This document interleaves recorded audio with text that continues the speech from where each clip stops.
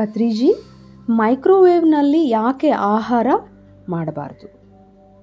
ನಾವು ಯಾವುದಾದರೂ ಒಂದು ಹೈ ವೋಲ್ಟೇಜ್ನಲ್ಲಿ ನಾವು ಏನಾದರೂ ಬೇಯಿಸಿದರೂ ಬಿಸಿ ಮಾಡಿದರೂ ಅದರಲ್ಲಿರುವ ಶಕ್ತಿ ಪೂರ್ತಿಯಾಗಿ ನಾಶವಾಗ್ಬಿಡುತ್ತೆ.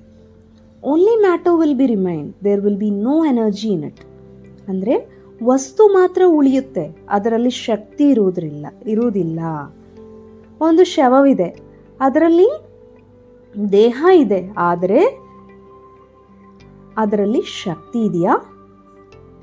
ಶವವಿದೆ, ಅದರಲ್ಲಿ ಎಲ್ಲ ಅಂಗಗಳಿವೆ, ಆದರೆ ಅದರಲ್ಲಿ ಶಕ್ತಿ ಇದೆಯಾ?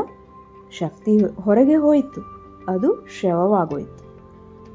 ಹಾಗೆಯೇ ನೀವು ಮೈಕ್ರೋ ಓವೆನ್ನಲ್ಲಿ ಆಹಾರವನ್ನು ಬೇಯಿಸಿದರೆ, ಅದರಲ್ಲಿ ಅಡುಗೆ ಮಾಡಿದರೆ ಅದೆಲ್ಲವೂ ಕೂಡ ಶವವಾಗಿಬಿಡುತ್ತದೆ. ಅದರಲ್ಲಿ ಶಕ್ತಿ ಇರುವುದಿಲ್ಲ.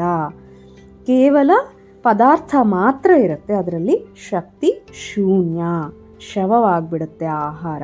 ಅದಕ್ಕೆ ಮೈಕ್ರೋವೇವ್ ಅನ್ನೋದು ಬಳಸಬಾರದು. ಧನ್ಯವಾದಗಳು.